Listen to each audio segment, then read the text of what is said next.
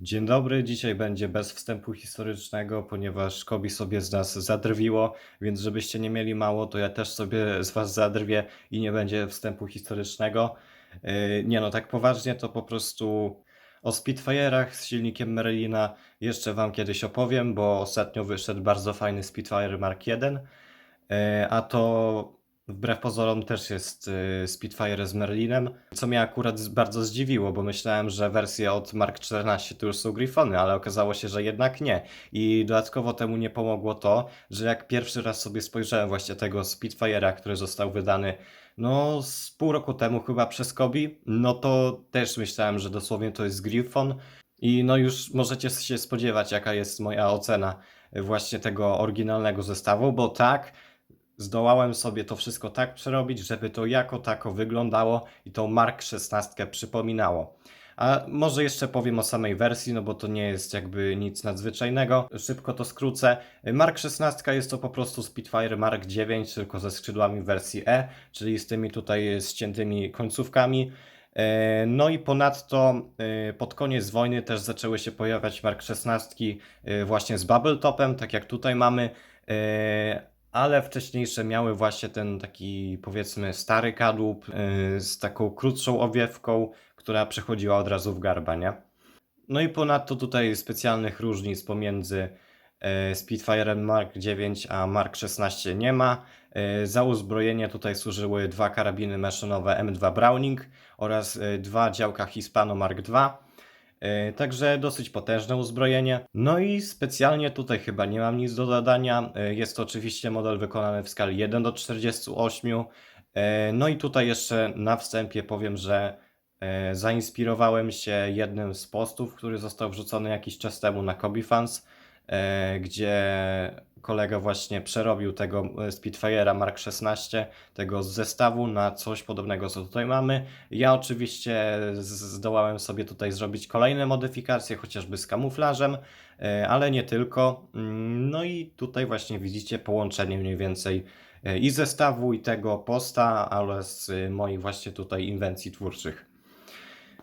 Coś jeszcze na temat tego Spitfire'a, no nie wiem, był on wykorzystywany chociażby przez Polaków, no i z tego co pamiętam wyprodukowano go w ponad 1000 sztuk, więc no dosyć spora liczba.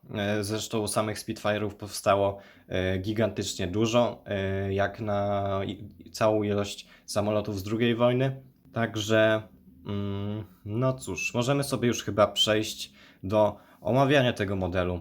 Skala 1:48, jest to mój już drugi samolot drugowojenny właśnie z tej kolekcji.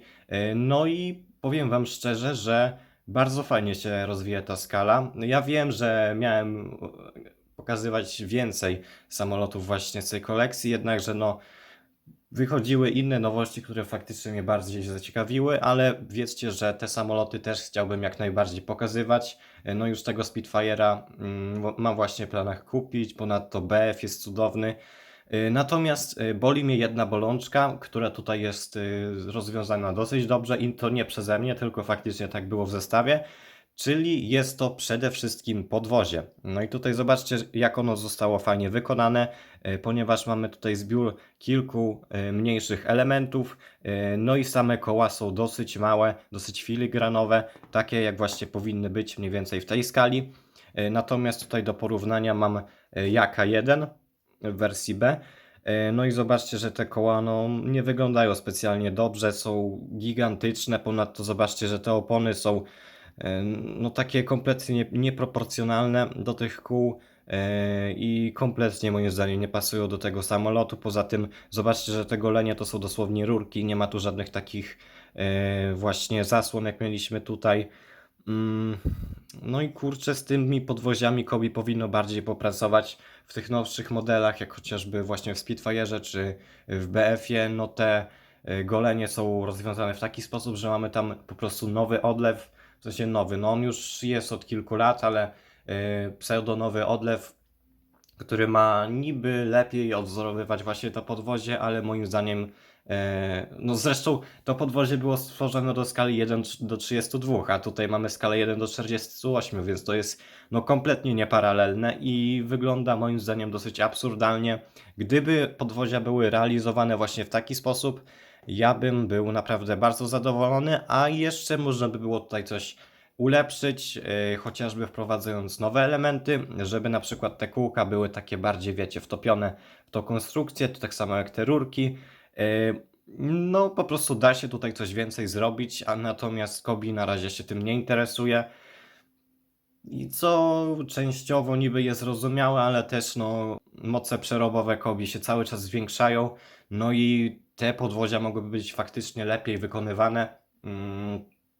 To jest no główna wada po prostu tych samolotów. Reszta faktycznie jest dobrze wykonana, same kamuflaże, nie wiem, kształty skrzydeł. No wiadomo, tam na długość, tak jak mieliśmy tutaj w Jaku 1, na długość tutaj nie dało się +1, znaczy no plus pół tej płytki tutaj zrobić, żeby było wszystko tak samo jak z planami, ale no wiecie o co chodzi. Mniej więcej kształt tych skrzydeł jest tutaj oddany bardzo dobrze. No i drugą wadą tych samolotów są również śmigła, a także kołpaki tych śmigieł, ale tutaj jak mamy szerokość mniej więcej 2 studów u większości samolotów, no to to jest jeszcze jakoś do przegryzienia, natomiast no właśnie to podwozie jest główną bolączką, której nie mogę zdzierżyć.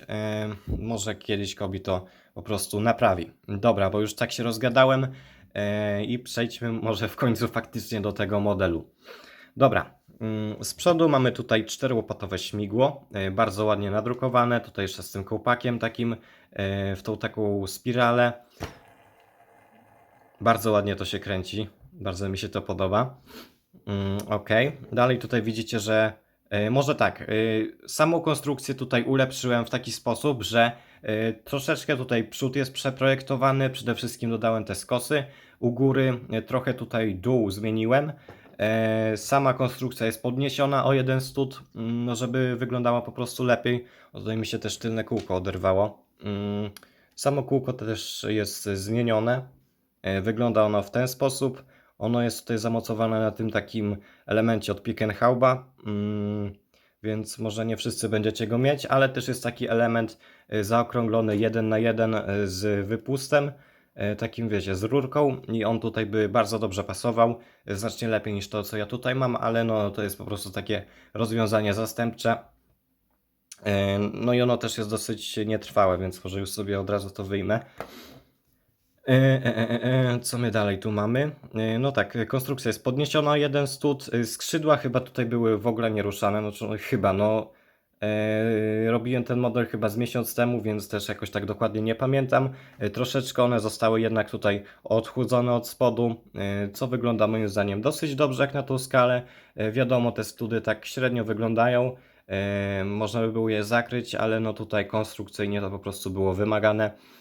No i też pamiętajmy, że te skrzydła muszą mieć jakąś faktycznie grubość. Czasami właśnie takie rozwiązania, jak tutaj mamy na końcówkach, że jedna ta płytka plus jeszcze te blaszki od spodu jest niewystarczające dla wytrzymałości konstrukcji, ale tutaj to się jak najbardziej udało. Też nie oczekujmy tego, że te skrzydła będą pod jakimkolwiek skosem, no bo to jest bardzo mała skala. I tutaj faktycznie no, jest to jak najbardziej zrozumiałe, ale też jakoś specjalnie się po prostu nie rzuca w oczy przy tak małym modelu, tak? Tutaj też co wyjątkowe chyba dla tego modelu, w innych myśliwcach w skali 1:48, oczywiście tych drugowojennych, nie widziałem, żeby coś takiego było, w sensie no nie przypominam sobie, żeby coś takiego zrobili. No mamy tutaj ruchome lotki, co jest jak najbardziej w porządku, ponadto daje to troszeczkę więcej detali. No i spoko to wygląda, nie? Kamuflaż też tutaj ładnie zrobili. Mamy nadrukowane oznaczenia rafowskie. Z przodu mamy też te podczepione działka Hispano Mark II. Bardzo ładnie one wyglądają, jak sobie tak leci ten samolot. Tutaj mamy elementy silnika. No one są troszeczkę za duże i też fajnie by było, gdyby Kobi zrobił jakiś nowy element do tego, ale też nie wygląda to jakoś tak strasznie karykaturalnie. Wiadomo, chciałoby się mniejsze, ale i tak jest dosyć w porządku z nimi. Owiewka to jest typowy bubble top, który jest wykorzystywany w większości właśnie tych samolotów, ale pojawiły się właśnie ostatnio te skrócone owiewki z też wypukłymi tymi elementami i też jest, wydaje mi się, że w BF-ie jest po prostu taka kanciasta, co też jest bardzo fajne. No tutaj też mamy kolejne oznaczenia rafowskie, tak samo na ogonie, tutaj też mamy ładny nadruk. Z drugiej strony to się prezentuje w ten sposób. No ten kamuflaż nie jest jakby taki sam z dwóch stron, co chciałem po prostu tutaj oddać. No i co, tylne skrzydła wyglądają w ten sposób, moim zdaniem dosyć ładnie, to jest faktycznie z zestawu, fajnie to wygląda.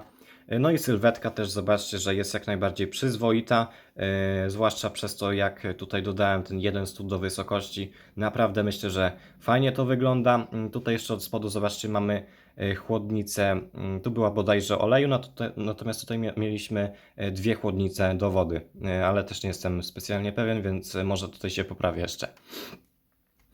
No i co? Na temat tego Spitfire'a Mark 16 to by było dzisiaj na tyle. Jeszcze taka nota końcowa. Czy kupować ten zestaw? Obecnie on chodzi po dosyć niskich cenach, tam po 60 zł, więc to jest naprawdę przyzwoita cena jak na takie modele. Jednakże, jeśli chodzi o wykonanie tego modelu przez firmę Kobi, no to jest ono najgorsze jak na razie z tych wszystkich samolotów 1:48. No z nim też może konkurować ten pierwszy Mustang z Top Guna, ale no jednak samo to, że sam myślałem, że na początku to jest Griffon właśnie, już może coś o tym mówić. Ponadto, no jakby to był Griffon i tak by specjalnie dobrze nie wyglądał. Więc szczerze odradzam, chyba że faktycznie zbieracie Spitfire'y, jest to jeden z waszych ulubionych samolotów, nie wiem, podoba wam się konkretnie ta wersja ze skróconymi końcówkami skrzydeł, no to faktycznie jest to jakaś opcja. Jeżeli macie jeszcze dodatkowo te elementy, no to faktycznie może to być dobry model do zakupu, jednakże ja absolutnie odradzam ten model, nawet po tak niskiej cenie. Jeśli nie macie elementów, to absolutnie nie kupujcie. Jest to no, najgorszy, zdecydowanie najgorszy samolot z tej kolekcji. No i cóż, piszcie jak wam się podobała ta recenzja, czy podobała wam się właśnie ta modyfikacja. Moim zdaniem naprawdę z daleka ten samolot po modyfikacjach wygląda bardzo przyzwoicie. No to chyba by było na tyle, jeśli chodzi o ten odcinek. Czekajcie na kolejne samoloty z tej serii, bo naprawdę bardzo mi się podobają. Chociażby Hurricane, nie wiem, ten Mustang nowy, chociaż ten w wersji D też był bardzo ładny. Nie wiem, Typhoon, chociaż Typhoona to miałem z miksu praktycznie skompletowanego, ale zabrakło mi dwóch worków mniej więcej do skompletowania go, no i niestety nie udało się, a tego Typhoona bardzo chciałem, więc troszeczkę szkoda. No dobra, na dzisiaj to faktycznie by było tyle. Chętnie przyjąłbym jakieś subskrypcje, łapki w górę. No i do następnego. Na razie.